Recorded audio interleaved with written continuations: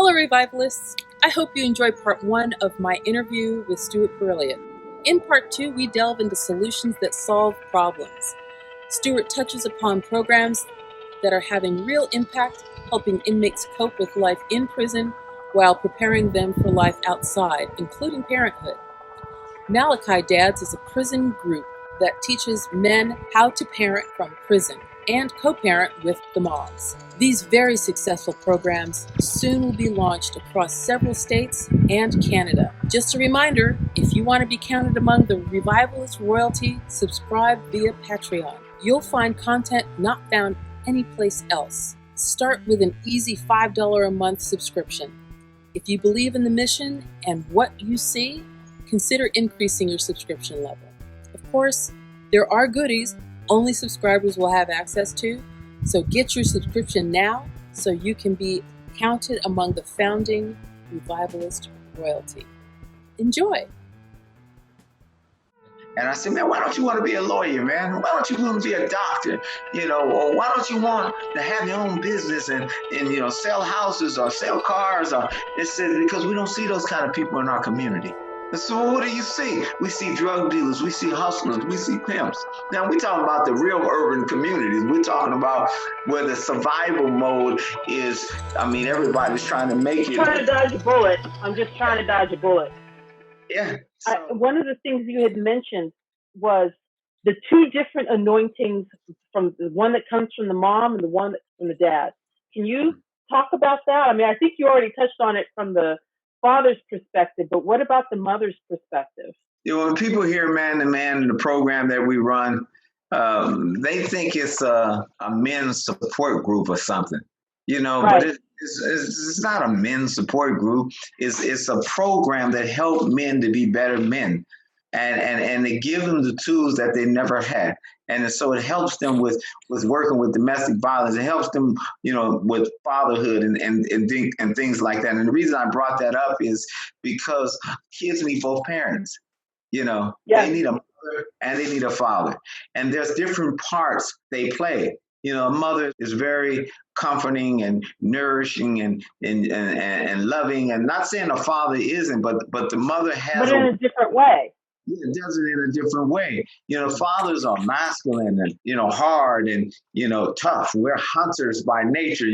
We want to be able to show, be good, be tough, man, be a man, but then we also need to learn how to be compassionate and loving and nurturing, and we can learn that from the women. That women part is so important, but so is the father's part.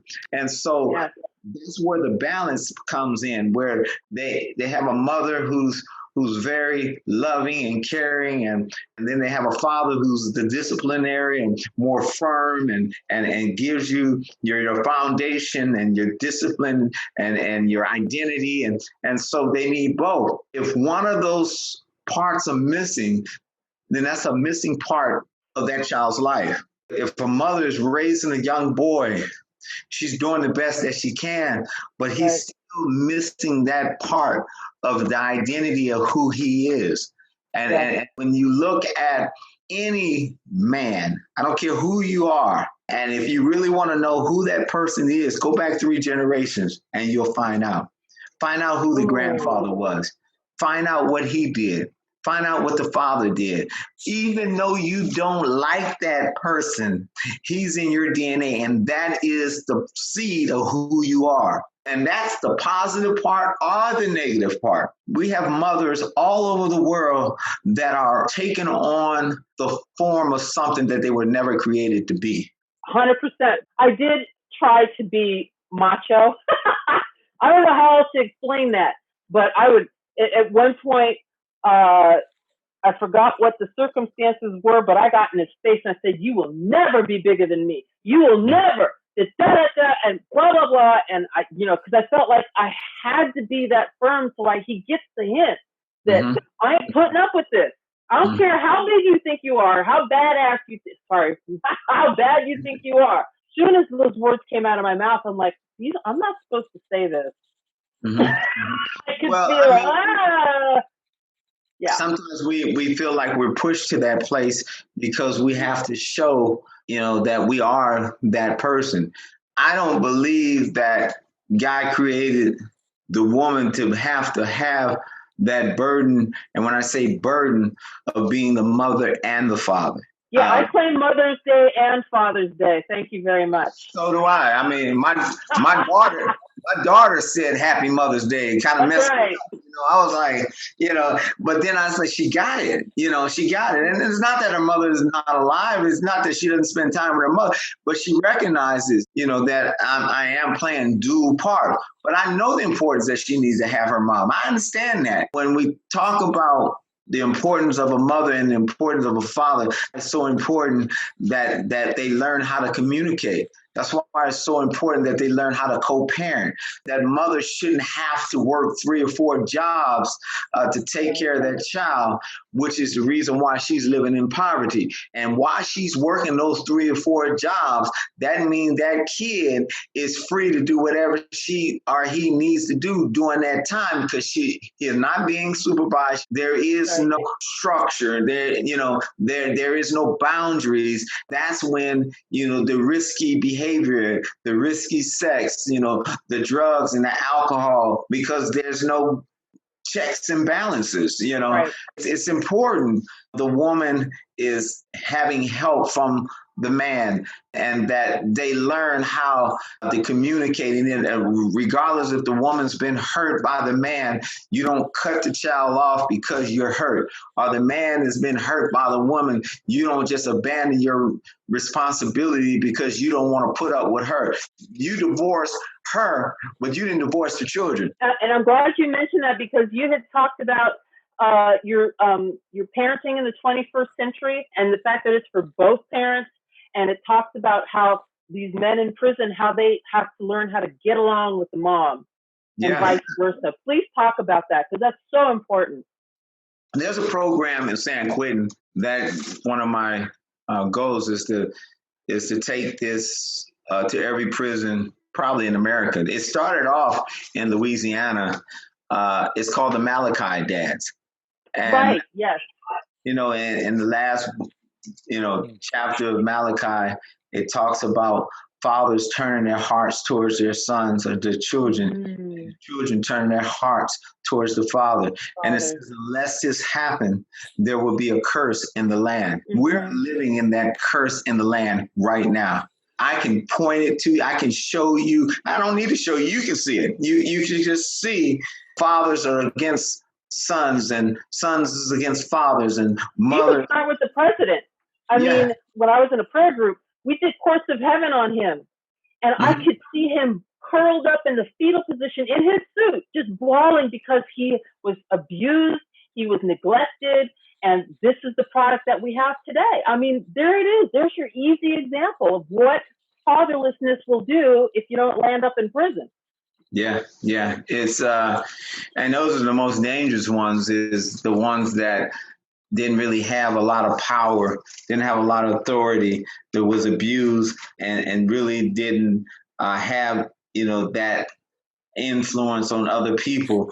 And then when they get that influence or they get that power, they're dangerous because they don't know how to balance it. They don't know how to monitor it. And so what happens is it gets out of control. They overdo it. Gets to the point where I'm in control. I can do whatever I want to do.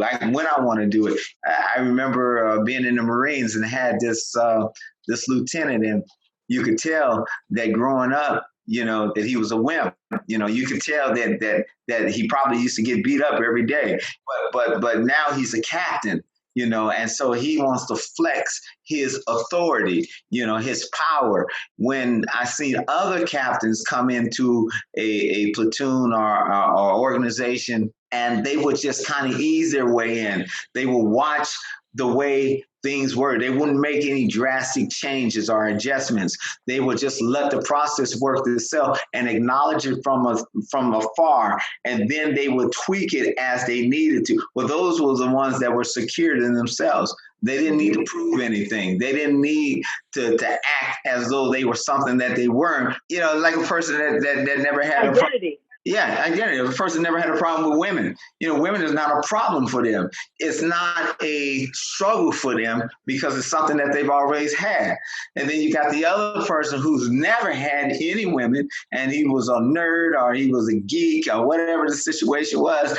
And then all of a sudden he started lifting weights, and now he's wearing contacts. He doesn't wear glasses anymore, and now he's a nice looking guy. He's getting a lot of attention from the women. He doesn't know how to deal with that because that's the norm for him. Yeah, does that make sense? And so that's no experience. Yeah, exactly. But and no wisdom had ever been shared with that person. Well, no. So in addition to no firsthand experience, the father didn't tell him, well, no, you don't do that with the ladies. No, you don't need to do that. No, you should be in blah, blah, blah. So now you're doing a live stream of this Malachi Dads program on your website? No. The Malachi Dads is in prison. And so the Malachi Dads is a group of men that come together and they are taught how to have relationships with their children while they're in prison. Okay. So they're establishing relationships. These guys have abandoned their children because of selfishness or committed a crime at a very young age, and they have no relationship with their children. And so they are taught on how to start writing letters, how to communicate, how to be, it's all invaluable. Amazing. Yes. How to be patient and wait and understand your wrongs and understand. So these are prodigal fathers. Yeah, exactly. You got it. Yes, absolutely. And as they learn these tools and they be patient on, waiting, some of them, write the kids, and the other parent may not let them talk to them. They just keep writing. And then there's other ones that the mother understands it's important for them to have a relationship with their father, whether they're locked up or not. And those are the most powerful stories, is because you have a person who's locked up, and he's made some bad decisions at a very young age, but his children are coming in, and as his children are coming in to see him, they're seeing a changed man, especially if it's a man that has been converted to Christ. Yeah. They have seen the before and the after. And now this person is not acting like he knows it all, but this person is sharing his wisdom from a humble state of mind. He's saying, I made some bad decisions, and I own up to it. And I'm not mad that I'm here because I chose to make this decision. But what I can tell you is that you don't have to make the same decision that I've made. That's right. And so they begin to pour into their kids and children. And then when they get out, they have already established a relationship with their children to the point that they just build on top of that. That's right. Good. So the last person we had talked to was Shemichael Hallman in Memphis. And one of the things that he mentioned that just blew my socks off was that he worked with second and third grade boys on their reading skills because private prisons base their expansion plans on the level Black boys can read. Did I get that right, Bill? Yeah. At third grade, those test scores go straight to planning. Yep. So how do we break the school to prison pipeline? That's a very interesting question because that's a loaded question. There's so many pieces. I only ask those. There's so many pieces to that puzzle. Young men of color, young boys of color are targeted at a very young age. And so some of the things that they've done in elementary school, some of their counterparts would never be expelled for, never be chastised for, would not be, kicked out of school. I use this analogy when I talk about man to man, and people say, well, tell me about your story. I actually had a woman that kind of coached me with this. She says, okay, we were at a philanthropy training and we were supposed to talk about how to raise money for our organization. And so they teamed me and partnered me with this woman. And so she said, okay, tell me about what you do. I said, well, I work with a lot of men and, and I'm trying to, really actually change the narrative about, deadbeat fathers. She said, why? I said, because I think it's important. And she says, why? And I said, because it's something that's needed. She says, why? And she said it to the point that I just got mad.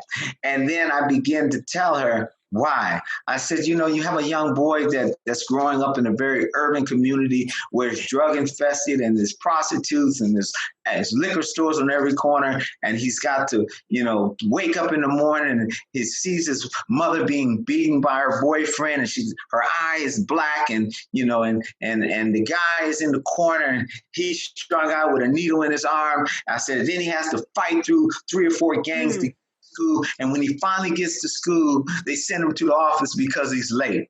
I said, and then when they send him to the office because he's late, then they suspend him. I said, this is the problem that we have. That's where it starts. So he gets suspended, for being late. And then somebody says, your mother is a prostitute. Or your mother is loose, or your father is a dope fiend, and you are already angry because of what you heard, and so you get into an altercation, into a fight, and so now you're suspended again.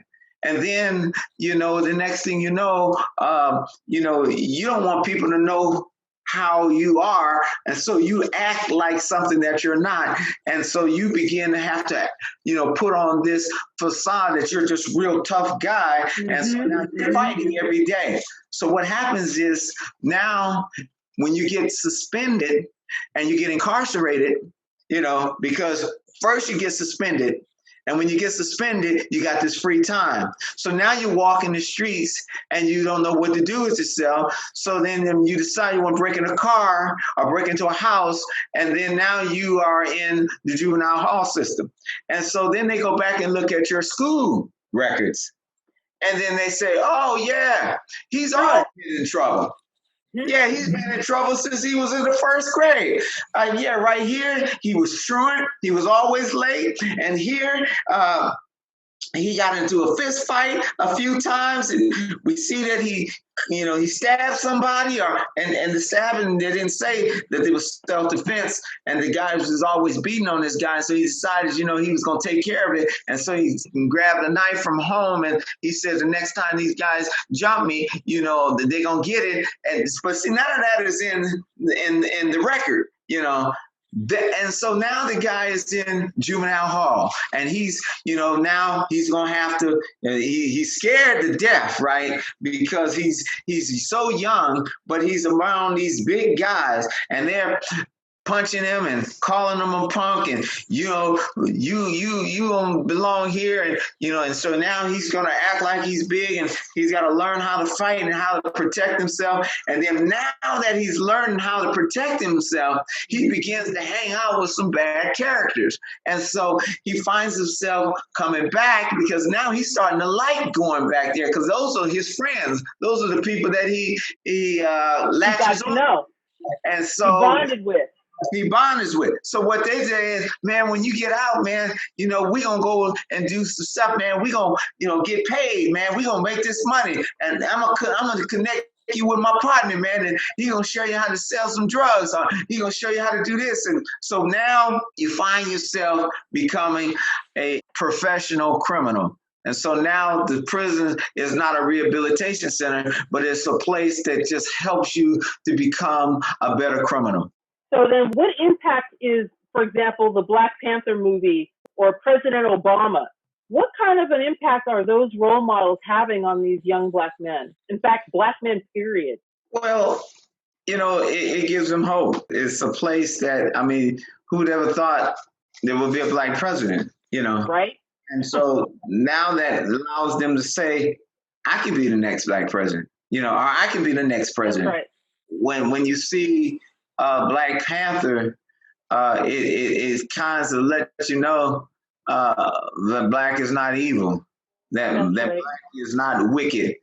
The only thing that is connected to Blackness is something negative. It's really something about heritage. It's about pride. It's about, I'm special too, and I'm seeing this young Black man that created this and produced this movie. That means that I can do that too. And because, when we talk to these young men, and I say, man, why don't you want to be a lawyer, man? Why don't you want to be a doctor? Or why don't you want to have your own business and sell houses or sell cars? It says, because we don't see those kind of people in our community. So what do you see? We see drug dealers, we see hustlers, we see pimps. Now we're talking about the real urban communities. We're talking about where the survival mode is. I mean, everybody's trying to make it. I'm trying to dodge a bullet. I'm just trying to dodge a bullet. Yeah. So those kind of people need to make themselves more available in the communities. You see all these guys that are NBA players now. Some of them give back, but a lot of these guys don't give back. Most of them don't. They grow up in communities, and then if they do give back, they give back to a community center. What is a community center going to do for you? It's going to keep you off the street. But I mean, hey, man, how much basketball can you play? And then eventually, at some point, you're going to have to make a decision because you're going to make it to the NBA or you're not. And what happens if you don't? Exactly. That's right. In fact, what's really disturbing to me is how many Black athletes want to skip and go straight to professional sport without the degree. I think Shaq has a PhD. Yeah, right? Yeah. He went back and continued his education because that's something that he promised his mom that he would do. He didn't need to. I mean, he was wealthy. So no, he didn't have to, but I think it's an excellent example of, my body is not going to support my sporting life for too much longer. What am I going to do after that? Absolutely. Absolutely. How do men raised by single moms like me, how do they get connected to mentors? I have tried through the church. It's like within a year they're moving or they have to go someplace and they can't do it anymore. And I just sort of gave up. I said, okay, all right, fine. Now I guess Jesus is your mentor, which I'm just like, so we have Jesus with skin on. But how do we get these boys or these kids connected to mentors? And is it even too late to get a male mentor? Is there such thing? Well, I mean, first of all, you want to make sure that you can keep those kids busy, keep those boys busy, whether it's playing AAU or playing football, baseball. If you don't have a man figure in your home, or maybe you have an uncle, maybe you have a grandfather, maybe there's a school teacher, maybe there's a PE teacher. In my son's case, it was Boy Scouts. Yeah. So there's men that are everywhere. You just got to find out the right man to connect them with. Teachers are great. I've had some real good mentors that were teachers, coaches. My son's football coach can actually reach him better than I can. Wow. And I can tell my son something, and it goes in one ear and go out the other. Coach says it. Coach says it. Exact same thing, and it's like, what Coach said, Gospel. So there's options. Yes, it's a lot of options. A neighbor. It might be somebody that you've seen and he's a really good man. You can tell he's a good man by the way he treats his children or the way he treats his wife. You can ask him and says, I'm struggling here with, raising my son. And I was wondering, I kind of, men like affirmation. They like to be, stroked, say, I saw you with your wife and the way you engage with your children. And I was wondering, could you talk to my son? Because my son, I'm a single mother and I'm really trying to talk to my son, but I can't seem to reach him, because something about men reaching men, it's That's different. Right. Women reaching, no disrespect to women, but No, you are 100% on target, because I used to be a part of a 12-step program, and we were taught early on, men sponsor men, women sponsor women, and there was hardcore accountability. If you found a sponsor, basically the criteria for your sponsor was that person has what you want. They have what you want, and there's something about them. And so I picked somebody, and she had a black belt. I mean, she kept me straight and narrow for 9.5 years. It changed my life. And so I know the value of that. That's so important. Absolutely. Absolutely. So, the boys club, YMCA, Mm-hmm. summer camp. I mean, it's a lot, but the sports is what got me off the streets. The sports is what, I used to go to the boys club every day, and I ended up, picking up a basketball and shot it and made it, and shot it again and made it, and realized, this is pretty good, and just fell in love with the game. And it took me away from the streets. It took me away from, joining gangs. I was cool with all the gang members, but they was cool with me because they liked the way I played basketball. So I got a pass, That's helpful. So it really helped me, because, when you got something that people like, then, they gravitate to you. I remember one time I was in West Oakland, which, you lived in East Oakland, you never went to West Oakland. That was just, you just didn't do that. But, we was daring. So, we're going to go to this party in West Oakland, and we're going to hang out and have a good time, And the brother came up to me, he's like, you go to Castlemont, right? And I'm like, yeah, that's true. And I'm like, I'm already saying this is about to go down, and it's going to be all bad, And the guy says, this is my party, man. And if you have a problem with anybody in here, you come to me and let me know. It didn't really register then, because I was stupid. I made some real bad decisions. But then as I got older and I started thinking, I said, man, that could have saved my life. Just because I had a gift and he liked the gift, that he recognized who I was, and he was honored that I was at his party. He's like, man, anything go down, just come to me. Like, okay. Yeah, that's cool. Are you doing a documentary? I am actually doing a fatherhood documentary. It's called The Gift of His Presence. And so we have Gary Payton in it. We have Trayvon Martin's dad in it. We have Shaka Sincor, one top producers and music producer, Michael Narada, Walden. Oh, really? Yeah. Are you also working with David Jassy? Yeah, David's music is at the end of my trailer. He gave me all this stuff. He said, man, he says, take whatever you want. And have you heard of David? No, you told me about David. I'm hoping that you're going to hook me up. Oh, shoot. I don't know about that. David is busy. I heard he just landed his track, his album. He made an album with all the inmates in prison. Yeah, I saw that. Yeah. And so he's on Rolling Stones. He is on Good Morning America. This guy got out and hit it running. But, it was like he was a mentor in prison. He was already a producer, and he was an up and rising producer. He's from Sweden. But, when this guy somehow got a keyboard in his cell, and he started playing the music, and the guys liked it, and they were gang members against different gang members, but they would come by his cell and start rapping, and they didn't care if they didn't like each other. They was just getting down, and he made sure that if you're gonna rap, it's gonna be clean rap, because he's a Christian. He said there's not gonna be any fighting, so he set the boundaries, and then he made so many songs from in prison that now he is releasing out of prison. So what was the response of prisoners once they started doing those raps? Oh, it was like they got free, because it goes back to what I was telling you earlier.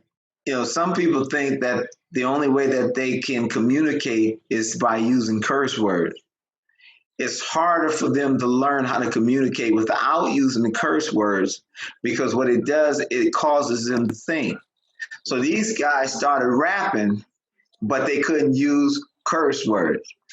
And they started rapping about their hurt and their pain and their struggles and all of the stuff that was deep inside of them, that he said at the microphone, they started crying, just broke down and started crying. It was a part of healing for them.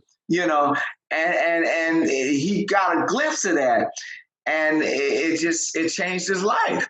It changed their lives because then, he got a studio and then he began to get, like an Apple computer and the realized that this was something that was de-escalating crime and violence. So they gave them that platform, and then, rap is a way of expressing yourself. Yes.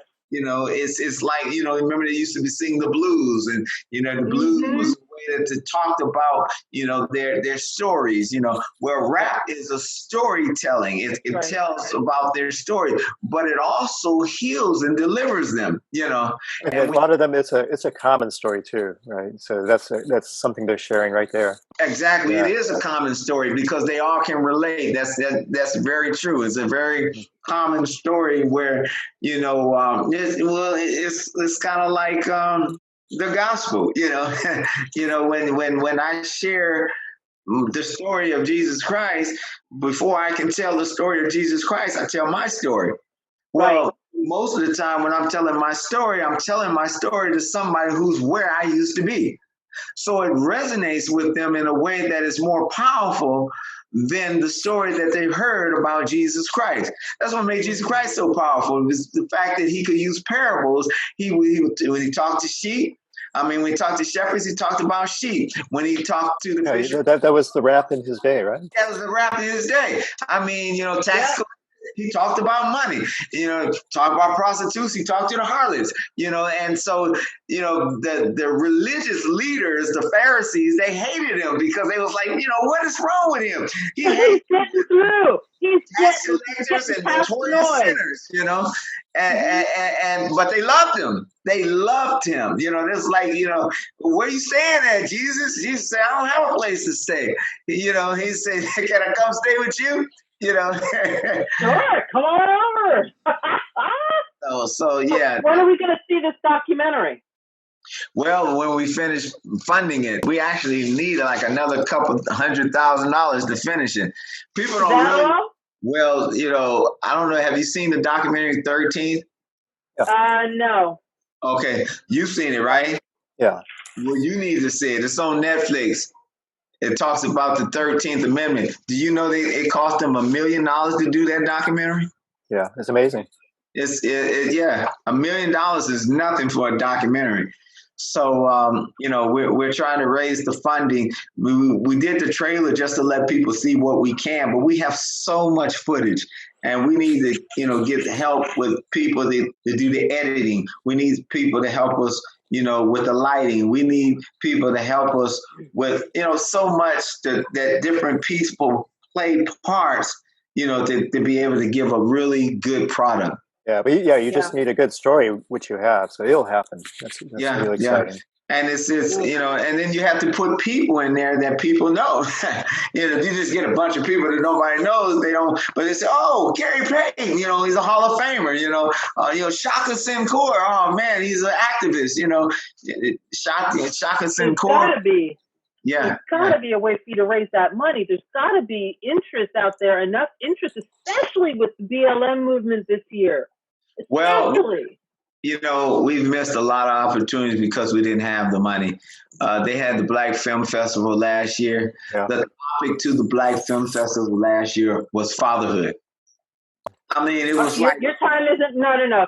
Don't worry. Your documentary will be relevant at the right time. You're going to have your own festival just on that one topic. Oh, absolutely. And what I tell people is, see, documentary really tells a story and exposes certain things, but it really doesn't give you the details of where to go from there. Our documentary is to show the statistics of fatherhood and how it is so destructive without being a father. There was a guy named Dr. Blackenhood, and he said, the most destructive trend of our society today is fatherlessness. He didn't say killings, homicides, substance abuse, human trafficking. He said the greatest destructive trend of our society today is fatherlessness. And now watch this. I heard Dr. Miles Monroe say it's the greatest sociological, economical, sociological, psychological curse on all humanity in every country. Yeah, again, you just can't count expulsions. You can't just count murders. There's so much more that it impacts. So much more. And the thing is, it is not a United States problem. It's a human. No, this is a full court press by the enemy. He has been trying since he got busted in the garden. I mean, he has been after us. And right now, that's what we're seeing. That's exactly what we're seeing. If you knock the head out, then you don't have to worry about it. If you keep the father out the house, then that means you keep the gatekeeper out the house, and the enemy can come in like a flood. He's called the father of lies. That's interesting, right? That's right. Replacement father. That's right. That's right. But he's a false identity of.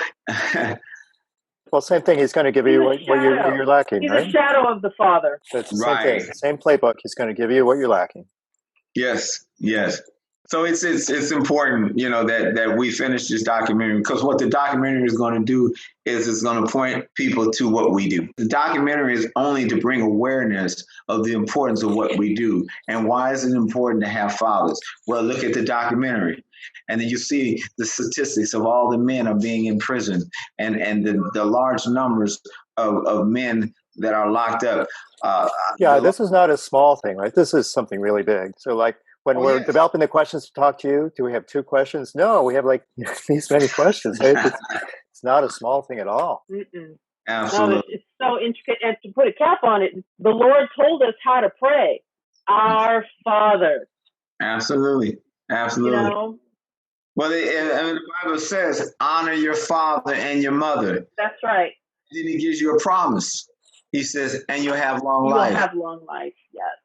So what happens if you don't honor your father and mother? Which you'll be dead tomorrow. I'm just saying, Amen. I'm telling you, yeah, it's so true. So if somebody wanted to give money to your venture, how might they be able to do that? Is there an address that is there a way to contact you? They just go into to our website. It's man, MAN, the number 2, MAN at, and then you repeat it, man, MAN, number 2, man. It's man to man at man-to-man UYA.org. The U is for urban, the Y is for you, the A is for advocate. So it's man to man at man-to-man UYA.org. Okay. And it's just a donate button. You just donate. And what is your goal? What's the amount of money that you're trying to raise?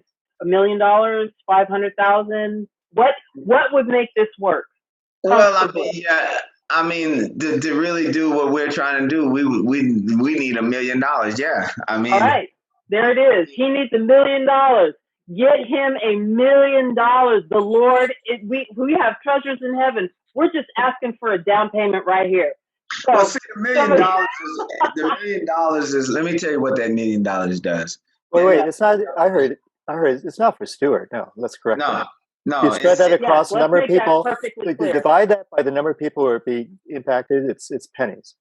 It is. Yeah. Because what the Man to Man's program is a multifaceted program, and all the areas that you see these men struggle with, we help them with: domestic violence, mental health issues, job security. We get them, apprenticeship. I just met with a couple contractors today where we give them skills on how to be a plumber or electrician or carpenter.